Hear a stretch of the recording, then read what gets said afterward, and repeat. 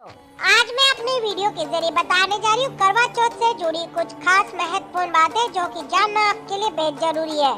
प्यारे दोस्तों, पूर्णिमा के चांद के बाद जो चौथ पड़ती है उस दिन करवा चौथ मनाया जाता है। देश भर और विदेशों में भी भारतीय महिलाएं अपने पति की लंबी उम्र के लिए करवा चौथ का व्रत करती है। करवा चौथ से जुड़ी कुछ विशेष अद्भुत बातें मैं आज अपने वीडियो के जरिए आपको बताने जा रही हूँ, जो कि आपके लिए जानना बहुत जरूरी है। क्यों मनाया जाता है करवा चौथ? स्त्री को शक्ति का रूप माना जाता है, इसलिए उसे ये वरदान मिला है कि वो जिस चीज के लिए भी तप करेगी उसे उसका फल अवश्य प्राप्त होगा। हमारी पौराणिक कथाओं में सावित्री ने अपने पति को यमराज से वापस पाने के लिए व्रत किया और उन्हें यमराज से वापस लेकर आई। यानी स्त्री में इतनी शक्ति है कि वो यदि चाहे तो कुछ भी हासिल कर सकती है। इसलिए महिलाएं करवा चौथ के व्रत के रूप में अपने पति की लंबी उम्र के लिए एक तरह से ये तप करती है। तप का मतलब होता है किसी चीज को त्यागना और किसी एक दिशा में आगे बढ़ना। पहले के जमाने में ऋषि मुनि लोग इसी तरीके से तप करके अपनी सिद्धि को प्राप्त करते थे। उसी तरीके से महिलाएं भी इस दिन निर्जल व्रत रखकर अपने पति की लंबी आयु की कामना करते हुए ये व्रत पूर्ण करती है। चौथ का चांद हमेशा देर से निकलता है। ये एक तरह से महिलाओं की परीक्षा का दिन होता है। वो अपने पति के लिए कितना त्याग कर सकती है यही सिद्ध करना होता है। कई बार तो देर रात तक चांद नहीं दिखता या मौसम खराब होने के कारण कई बार बादल घिर आते हैं और चांद नजर ही नहीं आता। ऐसे में महिलाएं देर रात तक या अगले दिन तक अपना व्रत नहीं तोड़ती हैं। कैसे करें व्रत की शुरुआत? सुबह सूरज उगने से पहले सास अपनी बहू को सरगी देती है, जिसमें बहू के लिए कपड़े, उसके सुहाग की चीजें जैसे चूड़ी, बिंदी, सिंदूर आदि, साथ में फेनिया, फ्रूट, मिठाई, नारियल आदि होते हैं। सास द्वारा दी हुई सरगी से बहू अपने व्रत की शुरुआत करती है। अगर साथ में ना रहती हो तो वो बहू को पैसे भिजवा सकती है ताकि वो अपने लिए सरगी का सामान खरीद सके। सुबह सूरज निकलने से पहले सास की दी हुई पेड़ियां बनाकर पहले अपने पितरों, गाय, कुत्ते और गोए का हिस्सा निकाला जाता है, यानी कि अछूता निकालते हैं। फिर अपने पति और परिवार के बड़े लोगों के लिए भी अलग से निकाला जाता है। उसके बाद फेनिया और सास के दिए हुए फ्रूट, ड्राई फ्रूट, नारियल, मिठाई आदि सब चीजों का सेवन कर इस व्रत की शुरुआत की जाती है। फिर सुबह स्नान आदि करने के पश्चात हम वो कपड़े पहनते हैं और वो श्रृंगार की चीजें यूज में लाते हैं जो हमारी सास ने दिए होते हैं। तब सुने करवा चौथ की कथा। करवा चौथ की पूजा या कथा सूर्यास्त से पहले ही सुन लेनी चाहिए। उसके बाद पूजा और कथा पढ़ने का कोई मतलब नहीं रह जाता, इसलिए सूर्यास्त से पहले ही आपको पूजा कर लेनी होगी। शाम के वक्त जब दिन छुपने को होता है या शाम ढल जाता है तो उस समय पूजा करने से पूजा का कोई फल हमें प्राप्त नहीं होता। इसलिए करवा चौथ की पूजा सूर्य ढलने से पहले ही कर ले। सूर्य के रहते ही पूजा कर लेनी चाहिए, कथा सुन लेनी चाहिए और बायना निकाल लेना चाहिए। कहानी सुनते समय साबुत अनाज और मीठा साथ में अवश्य रखें। करवा चौथ में थाली बांटने का विशेष महत्व होता है। इसमें अमूमन 7 सुहागिन आपस में गाना गाते हुए थाली बांटती है और वो तब तक गाना गाती रहती है जब तक कि उनकी थाली उनके पास नहीं पहुंचती। जो अकेले पूजा करते हैं वो थालियां नहीं बांट सकते। ऐसे में आप अकेले कहानी पढ़ सकती हैं या सुन सकती हैं। कहानी सुनते समय हुंकारा जरूर भरना चाहिए। ये इस बात का संकेत होता है कि आपने कथा मन लगाकर सुनी है। पहले के जमाने में बहुएं दिन भर काम करके थक जाती थी। जब सास उन्हें कथा सुनाती तो वो सो जाती, इसलिए कहानी सुनते समय हुंकारा भरने की ये रिवाज शुरू हुई ताकि ये प्रमाणित हो सके कि उन्होंने कथा ध्यान से सुनी है।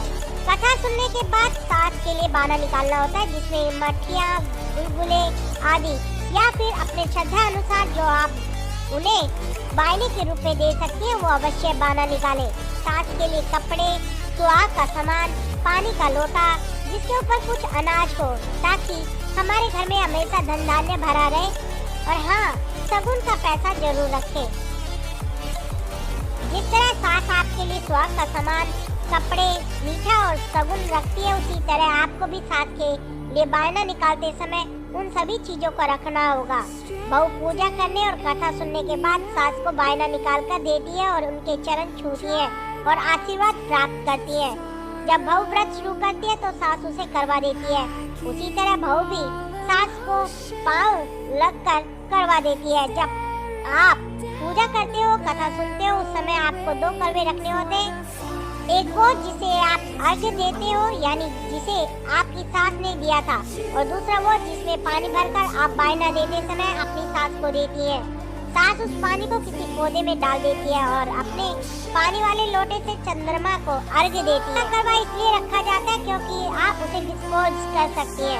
मिट्टी का करवा न हो तो आप स्टील के लोटे का प्रयोग भी कर सकती है। एक ही लोटा अगली बार भी इस्तेमाल कर सकती है। सिर्फ उसमें बंदी जो मोली है उसे बदल दे, उस पर ओम और स्वस्तिक बना दे। अरे दोस्तों, यूँ तो ये व्रत निर्जल रखा जाता है, परंतु अगर औरत गर्भवती है या फिर किसी बीमारी से ग्रस्त है तो सास की अनुमति से वो पूजा करने के बाद, अपनी सास को वायना देने के बाद वो जूस, चाय, दूध, ड्राई फ्रूट या मिठाई कुछ ले सकती है। इससे किसी भी प्रकार की कोई दिक्कत नहीं है, क्योंकि हमारे शास्त्रों में काया राग धर्म माना गया है। और अगर आप इस प्रकार से करते हैं तो मन में किसी भी प्रकार का कोई वहम ना पाले, क्योंकि सबसे पहले शारीरिक स्वस्थता जरूरी है। करवा के साथ गणेश जी की कथा क्यों सुनी जाती है? ऐसा कहा जाता है कि कथा कभी भी अकेले नहीं सुननी चाहिए, इसलिए करवा चौथ की कहानी सुनते समय गणेश जी की कथा भी सुनी जाती है। गणेश जी को बच्चे का रूप माना जाता है और हम उस दिन खुद को पार्वती का रूप मानते हैं।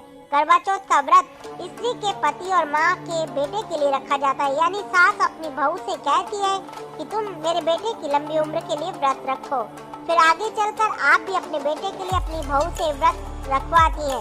इसलिए गणेश जी की पूजा की जाती ताकि हमें एक पत्नी और एक माँ की शक्ति प्राप्त हो। वर्किंग वुमेन कैसे रखें करवा चौथ का व्रत? जो महिलाएं वर्किंग वुमेन है वो एक साफ बोतल में सास के दिए हुए पानी को ऑफिस ले जाएं। हाँ, सास का दिया हुआ करवा एकदम खाली ना करें, यानी उसमें थोड़ा पानी अवश्य रखें। साथ ही अनाज वाले करवे में से थोड़ा सा साबुत अनाज और सास के बायने के सबूत का पैसा ले जाएं। जिस समय आप कथा पढ़ या सुन सकती है उस समय आप अनाज और पानी अपने पास रखें। कथा सुनते समय सामने या तो एक प्लेट, अगर प्लेट ना हो तो टिश्यू पेपर रख लें और ओंकारा भरते हुए अनाज का एक एक दाना उस प्लेट या टिश्यू पेपर पर रखते जाएं। यदि आपके पास कहानी सुनने की कोई व्यवस्था ना हो तो आप खुद भी कथा पढ़ सकती हैं। फिर ऑफिस से लौटकर करवे में वो पानी डाल दें जिसे आप ऑफिस ले गई थी और साबुत अनाज को अर्घ्य देने के लिए रख लें।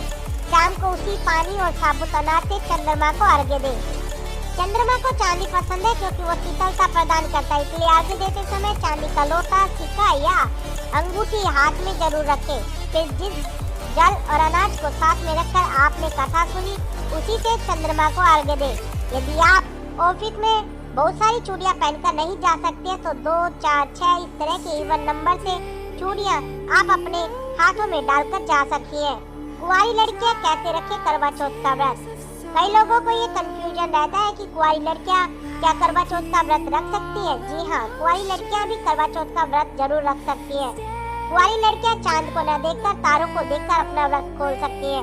जिस तरह डोली तारों की छाव में जाती है और दुल्हन तब तक अपने चांद को नहीं देख पाती, ठीक उसी तरह कुंवारी लड़कियां अपने पति से नहीं मिल पाती, इसलिए उन्हें तारों को देखकर व्रत खोलना होता है। उन्हें किसी से सरगी नहीं मिलती, इसलिए उन्हें भी किसी को सुहाग का सामान नहीं देना होता।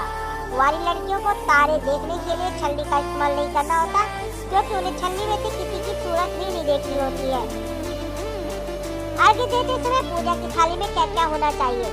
दिन भर व्रत रखने के बाद, पूजा और कथा सुनने के बाद थाली, पूजा कथा सुनने के बाद शाम को जब महिलाएं चंद्रमा को अर्घ्य देती है तो उनकी पूजा की थाली में ये चीजें होना बहुत जरूरी है। छलनी, आटे का दीपक, फल, ड्राई फ्रूट्स, मिठाई।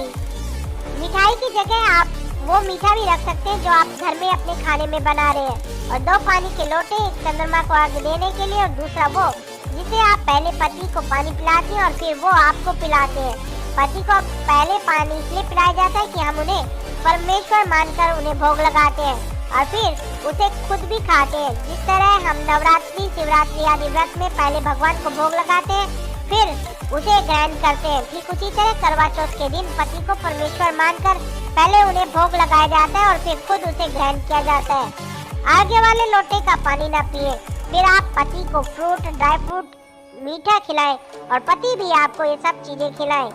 आगे देते समय आप वो चुनी अवश्य याद करके ओढ़ लें जो कि आपने कथा सुनते समय ओढ़ी थी।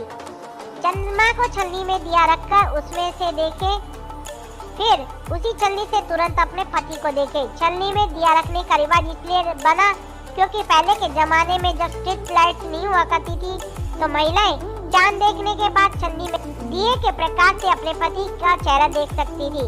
कई लोग जलते हुए दिए को पीछे फेंक देते हैं, ऐसा नहीं करना चाहिए। आप उसे वहीं पर रखकर वापस आ जाए। कई लोग दिए के बुझने को भी अपशगुन मानते हैं, लेकिन ऐसा नहीं है।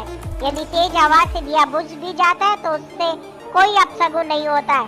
फिर घर आकर साथ मिलकर आप अपने पति के साथ खाना खाएं। किसी भी पूजा के दिन सात्विक यानी बिना लहसुन प्याज वाला खाना खाया जाता है, इसलिए करवा चौथ के दिन भी ऐसा ही सात्विक भोजन करें।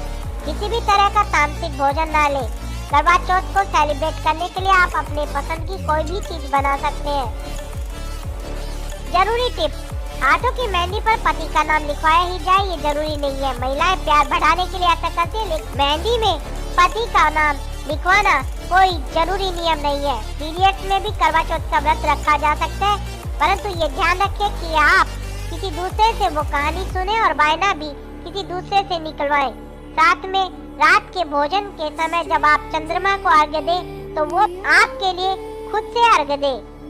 आप चाहे तो घर के मंदिर में पूजा कर सकती हैं या फिर अलग से चौकी लगाकर भी पूजा कर सकती है। आजकल करवा चौथ के कैलेंडर भी आते हैं, यदि आपके पास वो नहीं है तो भी कोई बात नहीं। पहले के जमाने में लोग दीवार पर इसका प्रतीक बना लेते थे। भगवान श्रद्धा के भूखे, नियमों के नहीं। पूजा करते समय आपका चेहरा पूर्व दिशा की तरफ जरूर होना चाहिए। करवा चौथ के दिन आप सेक्स से दूर रहें।